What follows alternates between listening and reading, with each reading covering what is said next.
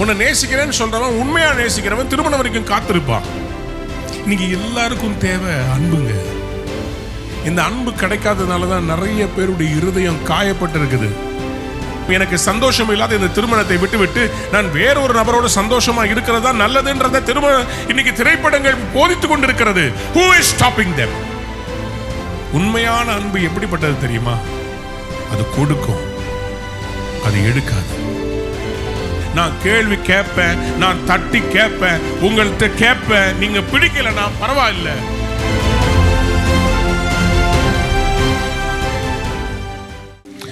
யோவான் 4ஆம் அதிகாரம் 7ஆம் வசனம் வாசிங்க. பிரியமானவர்களே, ஒருவரில் ஒருவர் அன்பு கூற, ஒருவரில் ஒருவர் அன்பாய் இருக்க கடவோம். ஏனெனில் அன்பு தேவனால் உண்டாயிருக்கிறது. அன்பு தேவனால் உண்டாயிருக்கிறது. அன்புள்ள எவனும் தேவனால் பிறந்து அவரை அறிந்திருக்கிறான். யாராவது ஒரு ஆமென் சொல்லுங்க. For love is of God. வேலண்டைனால அன்பு வரலங்க. வேலண்டைன்ஸ் டேல நிறைய பேர் அம்பு தான் விடுறானுங்க. வேலண்டைன்ஸ் டேல அன்பு உருவாகலங்க. அன்பு தேவனால் உண்டானது. ஆமென் சொல்லுங்க. பக்கத்துல பார்த்து சொல்லுங்க. லவ் ட்ரூ லவ்வா இருக்குதா? இன்னைக்கு ரொம்ப ஈஸியா இப்படின்றாங்க, அப்புறம் இப்படின்றாங்க. I love you, I love you too. ரொம்ப ஈஸியா இருக்குது. தேவனுடைய அன்பு எப்படிப்பட்டதாக இருக்குது? இந்த 1 யோவான் 4ஆம் அதிகாரத்தில் நீங்க வாசித்து பார்த்தீங்கன்னா தெளிவா ஃபர்ஸ்ட் வசனமே அவர் சொல்றாரு. பிரியமானவர்களே, உலகத்தில் அநேகம் கள்ள தீர்க்கதரிசிகள் தோன்றி இருப்பதினால் நீங்கள் எல்லா ஆவிகளையும் நம்பாமல் அந்த ஆவிகள் தேவனால் உண்டானவைகளோ என்று. இன்னைக்கு அமெரிக்காவில் எல்லாரையும் நேசிக்கணும் ஒரு படை எழும்பி பிரைடு மந்த்னு ஒன்று நடத்தி அதில் ஓரின சேர்க்கையாளர்கள் ஆணும் ஆணும் திருமணம் பண்ணிக்கொள்கிறார்கள், பெண்ணும் பெண்ணும் திருமணம் பண்ணுகிறார்கள். பைசெக்சுவல்ன்றது மாறி ஏசெக்சுவல். ஆணோடும் அவன் சம்பந்தப்பட்டு இருப்பானா, பெண்ணோடும் சம்பந்தப்பட்டு இருப்பானா, இப்படியெல்லாம் மாற்றி வச்சிருக்கிறாங்க. பார்த்தீங்களா? அன்பை எவ்வளவு கொச்சப்படுத்தப்பட்டு இருக்குது. இன்னைக்கு அன்புன்றது என்ன தெரியுமா? லவ் பண்ண உடனேயே சரீரத்தினுடைய இச்சைகளை தீர்த்து கொள்கிறார்கள். திருமணம் வரைக்கும் வெயிட் பண்றது இல்லை. எத்தனை பேர் இன்னைக்கு உண்மையா அவங்க மனைவியை நேசிக்கிறீங்க? தேவனிடத்தில் இருக்கிற அன்பு, தேவன் மேல் வைத்திருக்கிற அன்பு இருக்குமானால் நீங்க நிச்சயமா உங்க சபையும் நேசிப்பீங்க, உங்க குடும்பத்தையும் நேசிப்பீங்க, தேவனால் கொடுக்கப்பட்ட உறவுகளில் அன்பு செலுத்துவீர்கள். தேவனிடத்தில் அன்பா இருக்கிறேன்னு சொல்லிட்டு தன் சொந்த சகோதரனை நேசிக்கலனா, சொந்த சகோதரனா இருந்தாலும் சரி. அன்பான பிள்ளைகளே, இந்த ஹிஸ்டரி ஆஃப் வேலண்டைன்ஸ் டே பற்றி நான் உங்களுக்கு சொல்கிறேன். நிறைய பேர் நினச்சிட்டு இருக்கிறாங்க அவர் காதலர்களின் கடவுள். யாரு? வேலண்டைன். அவர் காதலர்களெல்லாம் சேர்த்து வைக்கலங்க.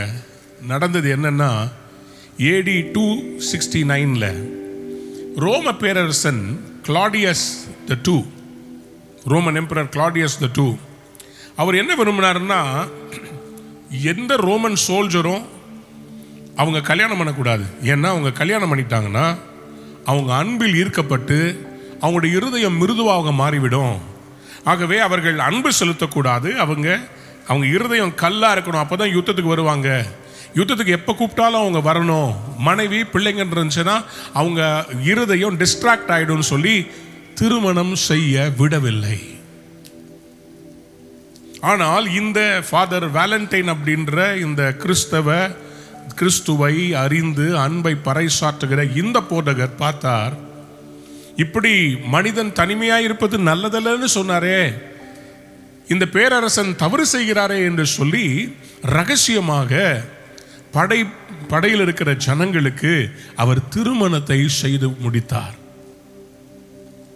இந்த படையில் இருக்கிறவங்களுக்கு அவங்க குடும்பத்திலிருந்து சொல்லி அனுப்புவாங்க, எங்க பையனுக்கு இந்த பொண்ணை பார்த்துருக்குறோம், திருமணம் பண்ண விரும்புகிறோம், எப்படியாவது சொல்லுங்கன்னு சொல்லி இவர் அந்த நோட்டை எடுத்துட்டு போவார். he will take the note and he will go, he will carry the note and he will அவரை போய் அவர் ஊழியம் செய்து கொண்டு, அவர் சாப்ளினா இருந்தார். அவர் போய் இந்த படை தளபதிகளுக்கெல்லாம் ஊழியம் செய்யும் போது he used to take the message, அவர்களுக்கு திருமணம் செய்து வைப்பார்.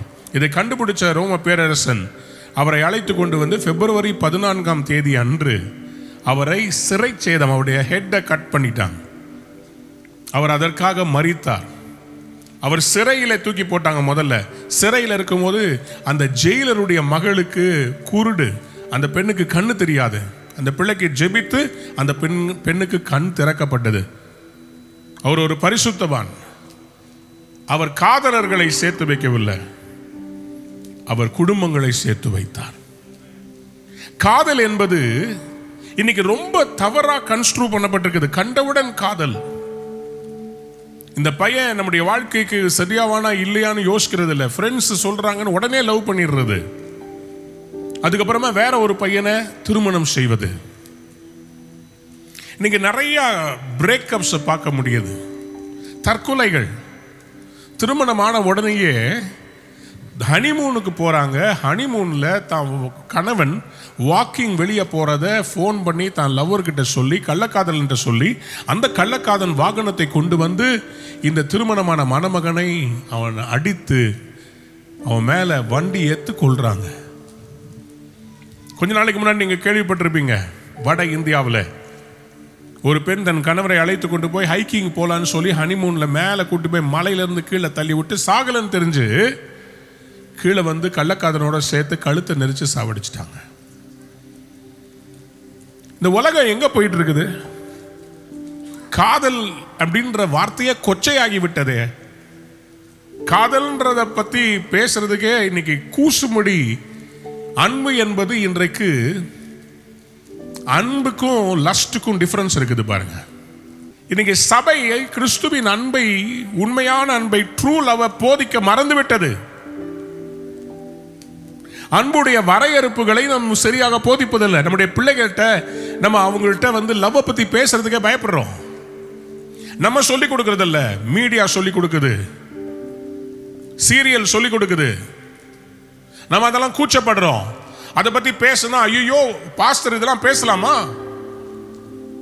பாஸ்டர் லவ்ன்ற வார்த்தையை வச்சு தலைப்பு வச்சு பேசலாமா? பேசணுங்க. அதுக்கு தானே ஆண்டவர் நம்மளை அழைத்திருக்கிறார். அன்பின் மார்க்கத்தை அல்லவா காண்பிக்க இயேசு வந்தார். 1 யோவான் 4 வசனத்தை வாசித்து பாருங்கள். பிரியமானவர்களே, ஒருவரில் ஒருவர் அன்பாயிருக்க கடவும். ஏனெனில் அன்பு யாரால் உண்டாயிருக்கிறது? தேவனால் உண்டாயிருக்கிறது. அன்புள்ள எவனும் தேவனால் பிறந்து அவரை அறிந்திருக்கிறான். அன்புள்ளவனுக்கு தேவனை அறிந்திருக்கிறான். அன்பு இருக்குதா? நம்முடைய மனசுல உண்மையான அன்பு இருக்குதா? எது மேல அன்பு செலுத்துறோம், எது மேல அன்பு செலுத்த கூடாது?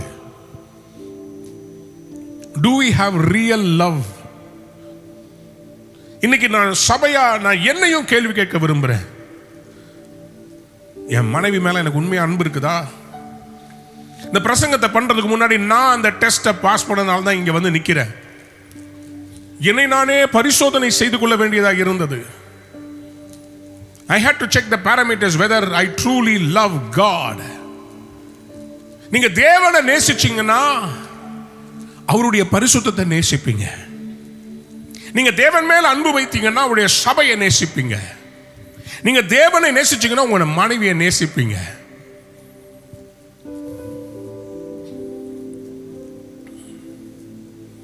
நான் பிரதர், நான் ஆண்டவருக்காக ரொம்ப வைராக்கியமா இருக்கிறேன்.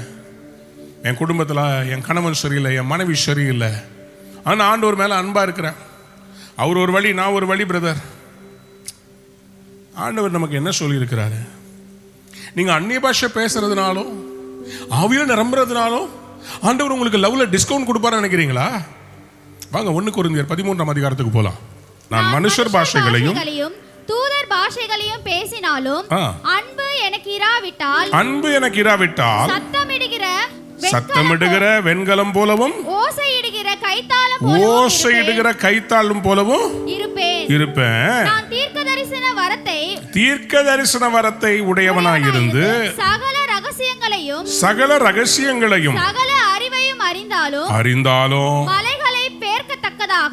மலைகளை பெயர்க்கத்தக்கதாக சகல விசுவாசம் உள்ளவனாயிருந்தாலும் அன்பு எனக்கு இராவிட்டால் நான் ஒண்ணுமே இல்லை.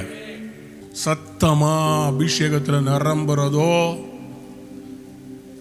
நீங்க தேவனுடைய ஊழியக்காரனா இருக்கிறதுனாலயோ ஆண்டவருடைய அன்பு உங்ககிட்ட இருக்குதுன்னு நினைச்சிடாதீங்க. அன்புனா என்ன? கர்த்தர் மேல நான் அன்பா இருக்கிறேன்னா அதுக்கு என்ன அர்த்தம்? Do we really have the love of God? அன்புக்கும் ஒன்றோ அடைக்கும் தாழ்.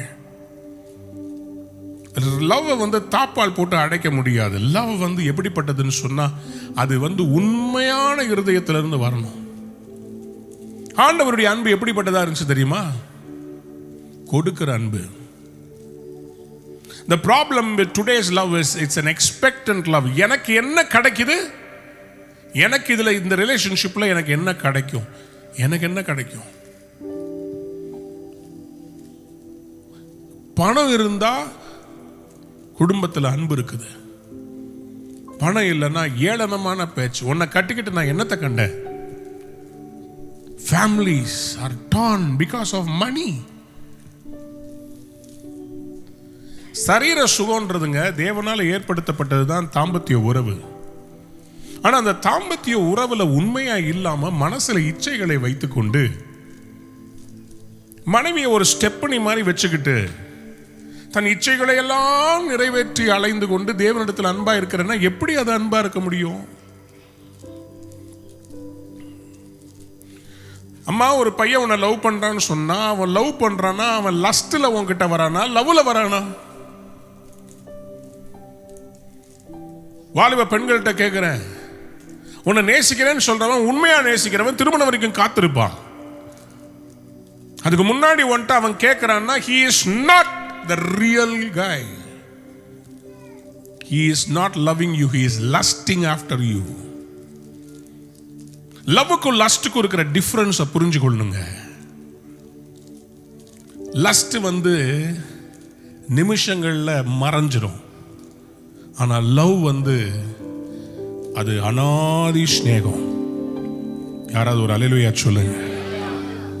எரேமியா 31:4 அனாதி ஸ்நேகத்தால் உன்னை சிநேகித்தேன், ஆதலால் காருண்யத்தினால் உன்னை இழுத்துக் கொண்டேன். ஆண்டவர் சொல்லுகிறார் அனாதி சிநேகத்தால். இன்னைக்கு நம்ம மனுஷர்கள் எப்படி தெரியுமா லவ் பண்றோம்? 5 வருஷத்துக்கு ஒரு தடவை ஓட்டு போடுற மாதிரி அவங்க நல்லவங்களா கெட்டவங்களான்னு பார்த்து அவங்ககிட்ட அன்பு வைக்கிறோம். அதுக்கு பிறகு அன்பு எடுத்துடுறோம். அடுத்த பிறகு வேற ஒருத்தவங்கிட்ட அன்பு வைக்கிறோம்.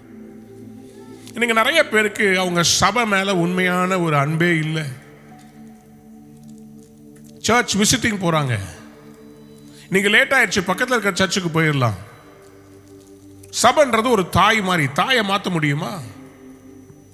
ஒரு தொப்புள் கொடியில பிறந்தவங்க அந்த தொப்புள் கொடியை அறுத்துட்டு இன்னொருத்தவங்கள போய் என் தாயின்னு கூப்பிட முடியுமா? இன்னைக்கு அன்பு ரொம்ப மலிந்து போய்விட்டதுங்க. Love's value has deteriorated.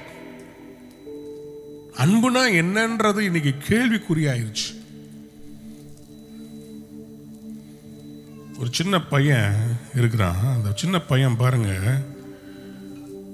நம்ம சபையில் ஒரு ஸ்டண்ட் மாஸ்டருடைய பையன் பாருங்க, ஒவ்வொரு வாரமும் நான் கிஃப்ட் நான் எதிர்பார்க்கல. இவ்வளோ சின்ன பையன் என்ன சர்வீஸ் முடிச்சோன்னு பார்த்துட்டு நான் ஜெபிக்கணுமான்னா அவன் ஜெபிக்க சொல்ல மாட்டான். இல்லை உங்களுக்கு ஒரு கிஃப்ட் கொடுக்கணும். டேய், நீ சண்டே ஸ்கூல் பையன்டா, நீ எதுக்கு எனக்கு பார்த்து இந்த கிஃப்ட் கொடுக்குற? இது கனெக்ஷன் கொடுத்தா அப்படியே லைட் அழகா எரியுது. போன வாரம் என் ஃபோட்டோ போட்ட கப்பு ஒன்று அழகாக கொண்டு கொடுத்துச்சு. அதுக்கு முந்தின வாரம் ஏதோ ஒன்று பென்சிலோ பென் ஒன்று வாங்கிட்டு கொடுத்தான்.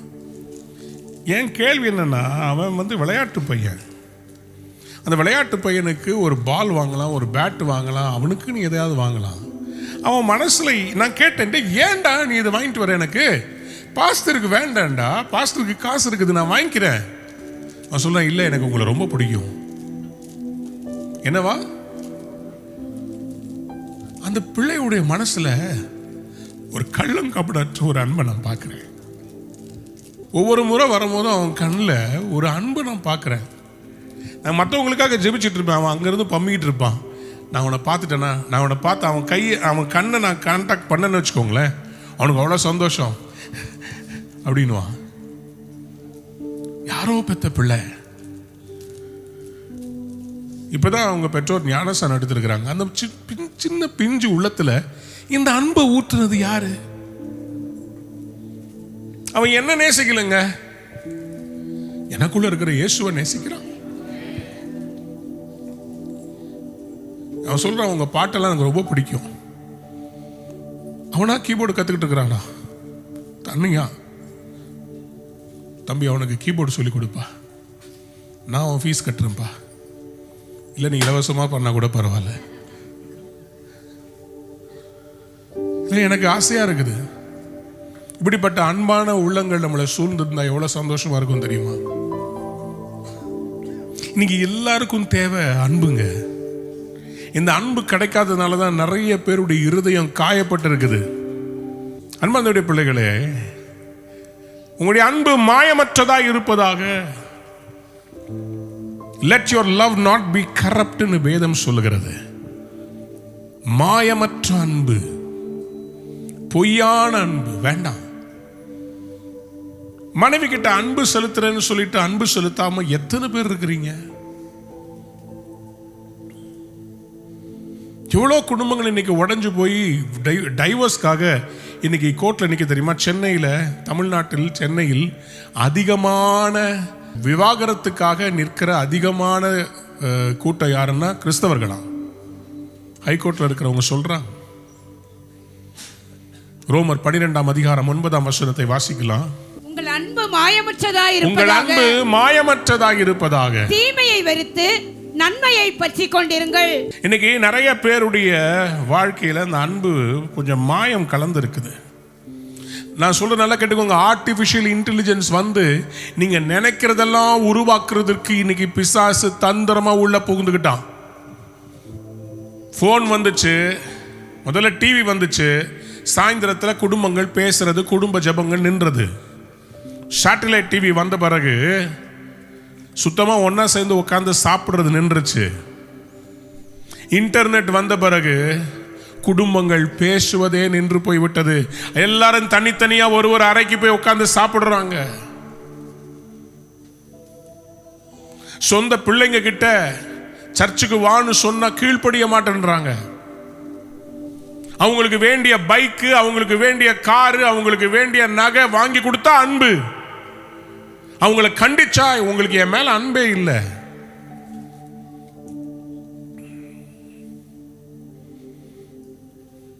மூணு பிள்ளைங்க, நாங்க கொரியன்ஸ், நீங்க இந்தியன்ஸ் சொல்லி 16, 14, 12 வயசு பிள்ளைங்க தற்கொலை பண்ணிட்டதை பத்தி உங்கள்கிட்ட நான் பேசினேன். இன்னைக்கு அன்பு ரொம்ப மலிந்து போயிருக்குதுங்க. அன்பு தணிந்து போய் கிடக்குதுங்க. இந்த சாஃப்ட்வேர் கம்பெனிஸ்ல ஒரு ரிசர்ச் பண்ணியிருக்கிறாங்க. 55% ஆஃப் தெம் அவங்க நாங்கள் ஏதாவது ஒரு வகையிலே எங்கள் கணவனுக்கு அல்லது மனைவிக்கு துரோகம் செய்து விட்டோம், we have committed adultery அப்படின்னு 55% சொல்லியிருக்கிறாங்க. 45% பேர்கிட்ட சரி நீங்க தான் இந்த மாதிரி இதில் எதுவும் பண்ணலையே, வாய்ப்பு கிடைத்தால் நீங்கள் செய்வீங்கன்னா 45% சொல்லியிருக்காங்க எங்களுக்கு அப்படிப்பட்ட வாய்ப்பு கிடைத்தால் நாங்கள் செய்வோம் என்று சொல்லியிருக்கிறாங்க. இந்தியாவில் ஹையஸ்ட் எந்த ஊர்ல தெரியுமா? மிசோராம்ல 100க்கு 4 பேரு விவாகரத்து செய்யறாங்களாம். ஹையஸ்ட் அது எந்த ஊர் தெரியுமா? மிசோராம் வந்து ஒரு கிறிஸ்டியன் ஒரு ஸ்டேட். நிறைய சர்ச்சஸ் இருக்குது. அங்கதான் ஹையஸ்ட், இந்தியாவிலேயே ஹையஸ்ட் டிவோர்ஸ் வந்து மிசோரம் மாநிலத்தில் நடக்குதுங்க. 104 பேர். நீங்க நிறைய தற்கொலைகள் எதுக்காக? என்னை ஏமாத்திட்டான், என்னை சீரழிச்சிட்டான், நான் அன்பில் நான் தோத்து போய் நிற்கிறேன், என்னால் வாழ முடியல. எவ்வளவு தற்கொலைகள். ஃப்ரீடம்ல அந்த ஸ்டாட்டிஸ்டிக்ஸ்லாம் நான் போட்டு காமிச்சேன். லவ்னால, ரிவெஞ்ச் லவ் தெரியுமா உங்களுக்கு? ஒரு பெண்ணோட நல்லா வாழ்ந்துட்டு அதுக்கு பிறகு பிரேக்கப் ஆன பிறகு அந்த பெண்ணுடைய படங்களை எடுத்து போட்டு அதை ஏஐல கொடுத்து நிர்வாணமாக்கி அந்த நிர்வாண படங்களை பப்ளிக்ல போட்டு அந்த பெண்ணுடைய மானத்தை வாங்குவது. ரிவெஞ்ச். இதுதான் அன்பா? இதுதான் அன்பா? நீங்க திரைப்படங்கள் எதை போதிக்கிறது? கல்யாணமான பிறகு தான் காதலித்த பெண்ணை பார்த்த உடனேயே தன் மனைவியை விட்டுட்டு அந்த பெண்ணோட சேர்ந்து வாழணும்னு ஒருத்தன் துடிக்கிறான், ஒரு பெண்ணை தூண்டுகிறான். அந்த படம் பயங்கர ஃபேமஸா ஓடுது. எத்தனை பேருக்குள்ள அந்த உணர்வை அது தூண்டி இருக்கும். நானும் இப்படி என் திருமணம் எனக்கு சந்தோஷம் இல்லாத இந்த திருமணத்தை விட்டுவிட்டு நான் வேறொரு நபரோட சந்தோஷமா இருக்கிறதா நல்லதுன்றத திருமணம் இன்னைக்கு திரைப்படங்கள் போதித்துக் கொண்டிருக்கிறது. Who is stopping them? என சபையில் உண்மையான அன்பை பற்றி நம்ம பேசுறது இல்லை.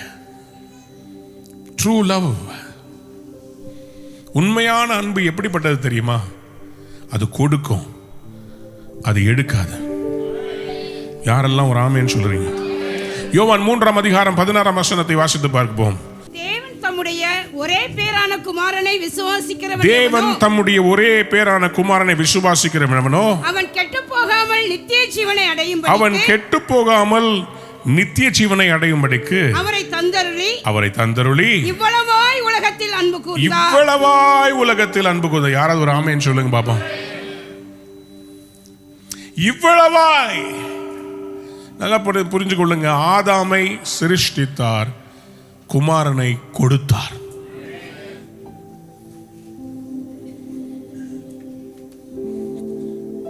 ஆதாம் தேவ சாயலில் உருவாக்கப்பட்ட மனிதன். கிறிஸ்து தேவனாயிருந்தவர், மனுஷ சாயலாக இறங்கி வந்தவர். ஏன் வந்தாரு? ஆதாம் மூலமா தன் அன்பை அவர் புரிய வைக்க ட்ரை பண்ணாரு, மிஸ் பண்ணிட்டாங்க. அதனாலதான் முதல் குடும்பத்தில் காயின் ஆபேலை கொலை செய்தான். காரணம் பொறாமை. கிறிஸ்தவர்களாகி நமக்கு பொறாமை இருக்குதா இல்லையா? யூடியூப்ல ஒரு கார் வச்சிருக்கிற ஒருத்தரை பார்க்கிறோம், பிசினஸ்ல பல $1000 சம்பாதிச்சவங்களை பார்க்கணும். நான் பிரியாணி கடை வச்சிருந்தேன், நான் முன்னாடி இப்படி இருந்தேன், நீ இப்படி இருக்கிறேன், இவங்கெல்லாம் இப்படி இருக்கிறாங்க. இந்த கம்பாரிசனால நிறைய பேருடைய வாழ்க்கை உண்மையான அன்பிலிருந்து விலகி கசப்புல வாழ வைக்கிறதுங்க. ஒரு காலத்துல நமக்கு தெரிஞ்சது நம்ம பக்கத்து வீடு, அவ்வளவுதான். பக்கத்து வீட்டில் நடக்கிற சண்டை, இவ்வளவுதான். இன்னைக்கு ஊர் உலகத்தை என்னெல்லாம் நடக்குதோ அவ்வளவும் உங்க வீட்டுக்குள்ள வருது, உங்க போனுக்குள்ள வருது, உங்க இருதயத்தை அசைக்கிறது, உங்க கவனத்தை சிதைக்கிறது, உங்களுடைய அன்பை குலைக்கிறது. பேச வேண்டிய இடத்துல பேசுறது இல்ல. கணவன் மனைவிக்குள்ள உண்மையான அன்பு இல்ல. ஆகவே அந்த கணவனும் மனைவியும் அந்த அன்பை வெளியே தேடுகிறார்கள். அன்பு தேவ பிள்ளைகளே, நாம் அன்பில் பூரணப்படுவதற்காக தான் கர்த்தர் சபையவே கொடுத்திருக்கிறார். யாரெல்லாம் ஒரு ஆமேன்னு சொல்ல விரும்புறீங்க? கிறிஸ்து சபையை நேசித்ததினாலே, அதை திருமுழுக்கினால் அவர் பரிசுத்தப்படுத்தும்படிக்கு தன்னையே என்ன பண்ணாரா? அதற்காக கொடுத்தாராம். He loved the church so much. Jesus loved the church so much. பக்கத்தில் பார்த்து சொல்லுங்க, Jesus loved the church. நீங்களும் நானே எங்க உட்கார்ந்துருக்கிறோம்? அவருடைய அன்பான சபையிலே உட்கார்ந்து கொண்டிருக்கிறோம். எபேசியர் 5ஆம் அதிகாரம் 25ஆம் வசனம் வாசிப்போம். புருஷர்களே உங்கள் மனைவிகளில் அன்பு கூறுங்கள். புருஷர்களே உங்கள் மனைவிகளில் என்ன பண்ணுங்க? அன்பு கூறுங்கள். என்ன பண்ணணுமா? உங்கள் மனைவிகளில் அன்பு கூறுங்கள். பாடா. எப்படி அன்பு கூறணுமா? அப்படியே கிறிஸ்துவும் சபையில் அன்பு கூர்ந்து சரி தாம் அதை திருவசனத்தை கொண்டு தண்ணீர் முழுக்கினால் சுத்திகரித்து பரிசுத்தமாக்குகிறதற்கும் கரை திரை முதலானவைகள் ஒன்றுமில்லாமல் பரிசுத்தமும் பிழையற்றதுமான மகிமையுள்ள சபையாக அதை தமக்கு முன் நிறுத்திக் கொள்வதற்கும் தம்மை தாமே அதற்காக ஒப்பு கொடுத்தார். என்ன பண்ணாரு? எதனால ஒப்பு கொடுத்தாருங்க? என்ன வாசிக்க ஆரம்பிச்சோம்? Even as Christ also loved the church. Christ loved the church that he gave himself. Do you love the church? சொல்லுங்க, எத்தனை பேர் சபையை நேசிக்கிறீங்க? சபையை நேசிக்கிறவங்க ஒரு பெரிய அல்லேலூயா சொல்லுங்க. அதனால தான் சர்ச்சுக்கு வந்திருக்கீங்கல்ல. பக்கத்தில் பார்த்து சொல்லுங்க, ஐ லவ் மை சர்ச். உண்மையாவா? நிஜமா? உண்மையாக, நிச்சயமாக, கட்டாயமாக. எபேசியர் 5ஆம் அதிகாரத்தில் தெளிவா கர்த்தர் சொல்றாரு, புருஷர்களே உங்கள் மனைவிகள் அன்பு கூறுங்கள். அதே மாதிரி அவர் சொல்றாரு, மனைவிகளே உங்கள் சொந்த புருஷருக்கு கீழ்ப்படியுங்கள். அது ஏன் சொந்த புருஷருக்குன்னு சொன்னார்னா, பெண்களுக்கு இன்டர்நெட் டிவியில் பார்க்குற எல்லா பாஸ்டரையும் பிடிக்கும். புருஷனை பார்த்தோம் என்ன சும்மா கத்திக்கினே இருக்குது, செய்வேன்ல சும்மா கத்திக்கினே இருக்காதப்பா உட்கார. புருஷனை பார்த்தா ஒரு எரிச்சல், டம்மி பீஸுன்றது. நீ என்ன பண்ற, என்ன சாதிச்சிட்ட? ஒன்று சொல்றேன், ஆவதும் பெண்ணாலே. அதே மாதிரி ஆண்டவர் சொல்லியிருக்கிறாரு, ஒரு குடும்பத்துக்கு யார் தலையா இருக்கிறதா? புருஷன் தலை. எது மாதிரி தெரியுமா? சபைக்கு கிறிஸ்து. பக்கத்தில் பார்த்து உங்க கணவனை பார்த்து சொல்லுங்க, தலை. உண்மையா அவர் தலையா இருக்கிறாரா? சில பேர் அவரை ரப்பர் ஸ்டாம்ப் மாதிரி பயன்படுத்திக்கிறது. இப்போ வெளியே போறோம், இல்லம்மா எனக்கு உடம்பு போறோம். அது என்னமோ தெரியல, இந்த இன்டர்நெட்ல ரொம்ப ஃபேமஸ் ஒரு டயலாக், எங்க இருக்கிறீங்க, எங்க இருக்கிறீங்க, எங்க இருக்கு, எப்போ வருவீங்க, எங்க இருக்கிறீங்க, எங்க இருக்கிறீங்க. இன்னைக்கு நிறைய குடும்பங்கள்ல சந்தேகம். அன்புல இந்த சந்தேகம்னு ஒன்று வந்துருச்சுன்னா, சந்தேகம்ன்றது ஒரு மோசமான வியாதிங்க. சந்தேகம் மட்டும் நான் உங்களுக்கு ஒன்று சொல்கிறேன், பரவாயில்ல, டேமேஜ் ஆகும், பரவாயில்ல. உங்கள் கணவருடைய பாஸ்வேர்டு உங்களுக்கு தெரியுமா? பெண்களுக்கெல்லாம் கணவனுடைய பாஸ்வேர்டு தெரிகிறது. எத்தனை கணவனுக்கு உங்கள் மனைவியுடைய பாஸ்வேர்டு தெரியும்? உங்களுக்கு தெரியுமா? அண்ணன் அமைதல் காட்டுகிறார். உங்களுக்கு தெரியுமா தம்பி? உங்களுக்கு தெரியுமா? மனைவியுடைய பாஸ்வேர்டு தெரியுமா? நம்ம அந்த ஃபோனே தொடறதில்லை, அந்த பக்கமே அந்த வம்புக்கே நம்ம போகிறதில்லைன்றார் பிரதர். எதுக்கு வம்பு? வீட்டுக்கு போனால் பிரியாணி கிடைக்காது, ரசம் சாதம். ஆண்டவர் நம்மளை பார்க்கும்போது எப்படி பார்க்க விரும்புகிறாருன்னா, திறந்த புஸ்தகமாக பார்க்க விரும்புகிறார். நம்முடைய குடும்ப வாழ்க்கை ஒரு திறந்த புத்தகமாக இருக்கணும். எனி டைம் உங்கள் ஃபோனை எடுத்து பார்க்கறதுக்கு உங்களுக்கு பயம் வரக்கூடாது. அன்பார்ந்த பிள்ளைகளே, ஒன்றே தெரிஞ்சுக்கோங்க, அன்புன்றது உண்மை உள்ளதா இருக்க வேண்டும். இன்னைக்கு பாருங்க, சில சின்ன சின்ன ஆர்குமெண்ட்ஸ் குடும்பத்தை உடைக்குது. குடும்ப அன்பை உடைப்பது எதுன்னு சொல்லி கேட்டேன். குடும்பங்களில் அன்பு குறைந்து போவதுக்கு என்னென்ன காரணம்னு சொல்லி சும்மா அவங்ககிட்ட பட்டியலிட்டாங்க. கோபம். சிலருக்கு மூக்குக்கு மேலே கோபம் வருது, சில பேருக்கு அமைதலாக கோபம் வரும். சமைக்கிறது இல்லை, ஒரு ரூம்குள்ளே போய் சாத்துறது, பேசுறது கிடையாது. ரெண்டாவது, தவறான அட்ராக்ஷன், உலக பொருள் மேலே, பணத்து மேலே, பட்டு சேலை மேலே அட்ராக்ஷன், ஐஃபோன் மேலே, அன்ஃபெய்த்ஃபுல்னஸ், உண்மை இல்லாத தன்மை. நிறைய பேர் சொன்னாங்க ப்ரைடு, பெருமை தான், ஈகோ, விட்டு கொடுக்கறது இல்லை. அடுத்தது டாமினன்ஸ், தலைகவனம். இதெல்லாம் நான் சொல்ல, அந்த கப்புள்ஸ்ட இருந்து நான் கேட்டபோது அவங்க சொன்னது தலைகணம். நான் சொல்றத கேட்கணும், நான் சொல்றத கேட்கலன்னா உனக்கு என் மேல அன்பு கிடையாது. ப்ரையாரிட்டி. ஸ்பெண்டே பண்றதில்ல, நேரமே செலவழிக்கிறது இல்லை. லேக் ஆஃப் ப்ரையாரிட்டி, இரிட்டேட்டிங், எரிச்சல் ஏத்துறது. எதை சொன்னா எரிச்சல் வரும்னு தெரியும், அந்த எரிச்சல் ஏத்துறது. வெளியே போகணும்னா வெளியே போகலாம், வெளியே போகக்கூடாதுன்னா வெளியே போகக்கூடாது, எரிச்சல் ஏத்துறது. ஈகோ, நான் சொல்றது தான் நடக்கணும். ஈகோ, விட்டு கொடுக்கறது இல்லை. சந்தேகம், அன்ஃபர்கிவ்னஸ், மன்னியாமை, காயங்கள். சிலர் அப்படியே காயப்பட்ட, நான் காயம், என்னை ரொம்ப காயப்படுத்துறாங்க. காயத்திலிருந்து வெளியே வரதே இல்லை. நான் காயப்பட்டிருக்கிறேன். செல்ஃபிஷ், சுயநலம், எதை செஞ்சாலும் உள்நோக்கத்தோடு செய்யறது. பொசசிவ்னஸ், யார்ட்டையும் பேசக்கூடாது, தன்னை விட யார்ட்டையுமே பேசக்கூடாது, தான் தான் எல்லாமா இருக்கணும். இது குடும்பத்திலையும் இருக்குது, சபையிலையும் இருக்குது. பொசசிவ்னஸ், மேனிபுலேட்டிவ் லவ், மாய்மாலமான அன்பு, மெட்டீரியலிஸ்டிக் லவ். எனக்கு ஐபோன் வாங்கி கொடுத்தாதான் என் மேல உண்மையான அன்பு. மெட்டீரியலிஸ்டிக் லவ், கம்பாரிசன், ஒப்பிடுறது. அடுத்தாத்து அம்புஜத்தை பார்த்தேளா, அவ ஆத்துக்கார கொஞ்சிறத கேட்டேளா. நமக்கு எப்போதுமே பக்கத்து வீட்டு மேலதான் கண்ணு. அவங்க என்ன பண்றாங்க, அவங்க என்ன கார் வாங்கினாங்க, அவங்க என்ன டிவி வாங்கினாங்க, அவங்க பொண்ணுக்கு எவ்வளவு நகை போட்டாங்க, அவங்க பர்த்டே ஃபங்க்ஷன் எப்படி பண்ணாங்க. நமக்கு என்ன இருக்குதோ அதுல சந்தோஷமா குடும்பம் நடத்தணுங்க.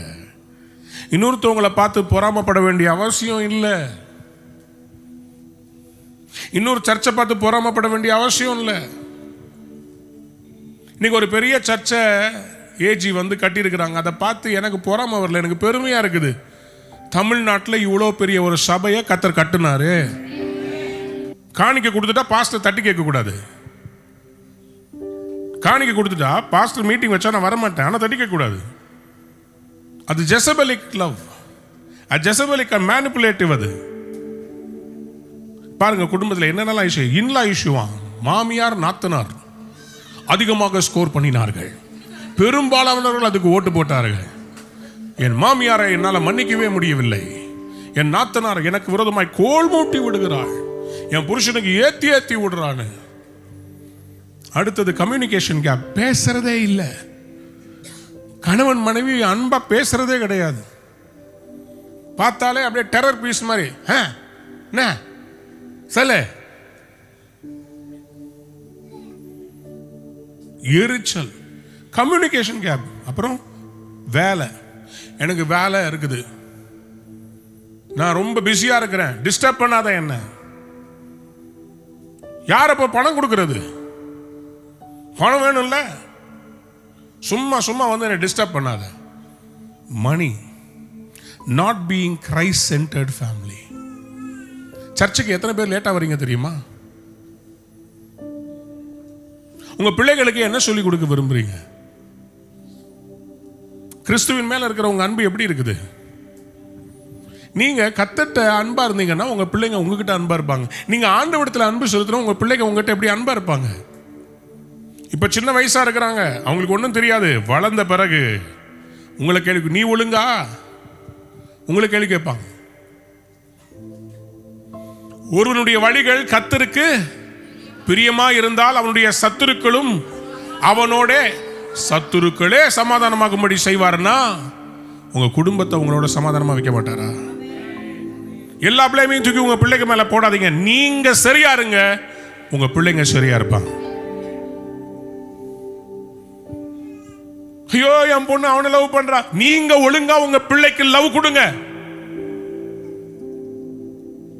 நீங்க வீட்டுல உங்க பிள்ளைகிட்ட அன்பா பேசுறது இல்ல, அந்த பிள்ளை அன்பை தேடுது. நீங்க ஓயாம கணவன் மனைவி சண்டை போட்டுக்கிட்டே இருக்கிறீங்க, அந்த பிள்ளை மனம் உடைஞ்சு போயிருக்கு, ட்ரபிள்டு சைல்டுஹுட். உண்மையான அன்பு கிடைக்காத அந்த பிள்ளை வேற யாரையாவது லவ் பண்ணணும் தேடுதுங்க. குடும்பங்கள் இன்றைக்கு கட்டப்பட வேண்டும். இன்னைக்கு நான் பேசுற செய்தி உங்களுக்கு, நான் சில நேரத்தை இந்த மாதிரி பேசும்போது சில பேருக்கு அதை பிடிக்கிறதில்ல, அவங்க முகமே மாறுறதை நான் பார்க்குறேன். வாரம் இனிக்க கர்த்தர் உன்னை ஆசீர்வதிப்பார், உயர்த்துவார், பெரிய ஆளாவா, எல்லாம் சந்தோஷமாக இருக்குது. ஆனால் உங்களை கண்டித்து பேசினா சில பேருக்கு அது இருதயத்துக்கு ஏற்புடையதாக இருக்கிறது இல்லை. I don't want to please you. உங்களை பிரியப்படுத்துறதுனால எனக்கு எந்த மகுடமும் யாரும் கொடுக்க போறதில்லை. நான் என்னை அழைத்தவருடைய அழைப்பை செய்ய வேண்டும். உங்களை சந்தோஷமா சிரிக்க வச்சு உங்களை நரகத்துக்கு தள்ளுறதுக்கு எனக்கு விருப்பம் இல்லை. நான் கேள்வி கேட்பேன், நான் தட்டி கேட்பேன், உங்கள்கிட்ட கேட்பேன். நீங்க பிடிக்கலன்னா பரவாயில்ல. இதுல பாருங்க, டவுரி, வரதட்சணை, மூணாவது மனுஷர் இன்வால்மெண்ட். ஆபீஸ்ல இருக்கவங்க சில பேருடைய குடும்பத்தில் விளையாடுறாங்க. ஆபீஸுக்கு அவங்க சொல்றதை கேட்டுட்டு வீட்டில் இருக்கிற மனைவி கிட்ட வந்து பேசுறாங்க. இது எல்லாத்தையும் கர்த்தர் மாற்ற விரும்புகிறார்.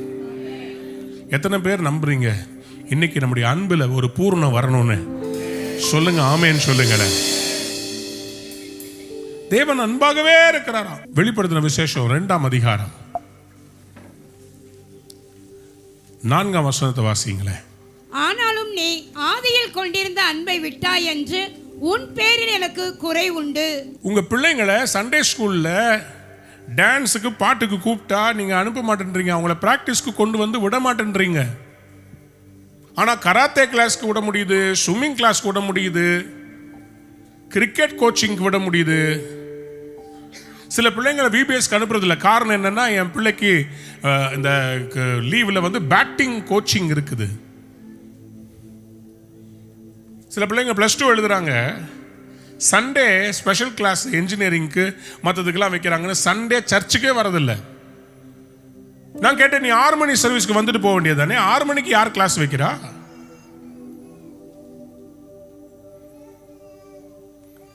குழந்தை பிறந்துருச்சு அதனால சர்ச்சுக்கு வர முடியல. யார் சொன்னது? இந்த குழந்தையை கொடுத்ததே அவர் தானே. குழந்தையை தூக்கிட்டு வந்து உட்கார வேண்டியது தானே. அன்பு எப்படிப்பட்டதா இருக்குது பாருங்க. ரெவலேஷன் 2:4 ஆண்டவர் சொல்ல, நீ ஆதியில் கொண்டிருந்த அன்பை விட்டாய் என்று உன் பேரில் எனக்கு I have a thing against you. You have left the first love. அன்பு தேவனுடைய பிள்ளைகளே, நான் ஒவ்வொரு மாதமும் ஒவ்வொரு நாளும் என் ஆண்டவர்கிட்ட கேட்டுக்கிற, ஆண்டவரே உமக்காக நான் இருக்கிறேனா, வைராக்கியமா இருக்கிறேனா? I am thirsty because I love the Lord. என் மனசுல பிசினஸ் பண்ணணும்னு மனசு வர மாட்டேங்குதுங்க. நிறைய பேர் பிசினஸ் பண்றாங்க, சபை நடத்துறாங்க. என் மைண்ட் எல்லாம் ஃபுல்லி ஃபோக்கஸ்ட் ஆன் காட். எனக்கு ஆண்டவருக்காக என்ன செய்யணும் அது மட்டும் தான் தோணுதே தவிர, வியாபாரம் செய்யணும், பணம் சம்பாதிக்கணும், நமக்காக ஏதாவது கட்டணும், அது வர மாட்டேங்குது. ஏன்னா I love the Lord so much. வெளிப்படுத்தின விசேஷம் 2ஆம் அதிகாரத்தில் 5ஆம் வசனத்தை வாசிங்க. ஆகையால் நீ இன்ன நிலைமையில் இருந்து விழுந்தாய் என்பதை நினைத்து மனம் திரும்பி ஆதியில் செய்த கிரியைகளை செய்வாயாக. இல்லாவிட்டால் நான் சீக்கிரமாய் உன்னிடத்தில் வந்து நீ மனம் திரும்பாத பட்சத்தில் உன் விளக்கு தண்டை அதனிடத்தில் இருந்து நீக்கி விடுவேன். நீ மனம் திரும்பாத பட்சத்தில். அம்மாவுடைய பிள்ளைகளே, இன்னைக்கு ஒரு தீர்மானம் பண்ணலாம். ஆண்டவரே, நான் உண்மையா நேசிக்க விரும்புகிறேன். என் மனைவி, என் குடும்பத்தில் உண்மையான அன்பு வேணும். கசப்பை எடுத்து போடுங்க, எனக்கு உண்மையான அன்பை தாங்க. நீ எத்தனை பேர் சொல்ல விரும்புறீங்க? எத்தனை பேர் இன்னைக்கு ஆண்டவர்கிட்ட மனம் திரும்ப விரும்புறீங்க?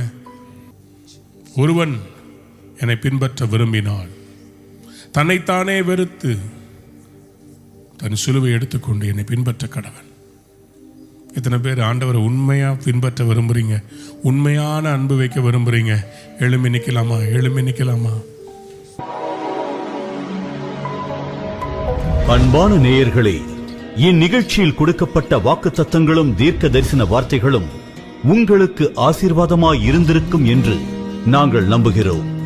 நீங்கள் பெற்ற ஆசீர்வாதங்களையும் ஜெப விண்ணப்பங்களையும் மற்றும் உங்கள் காணிக்கைகளையும் அனுப்ப வேண்டிய எங்கள் முகவரி: ரூவா ஊழியங்கள், எண் 82, ஜவஹர்லால் நேரு சாலை, சிம்ஸ் மருத்துவமனை எதிரில், வடபழனி, சென்னை 26.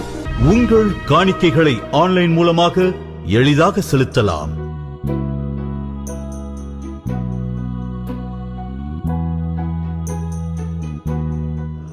எங்கள் இணையதள முகவரி www.ruhaministries.org.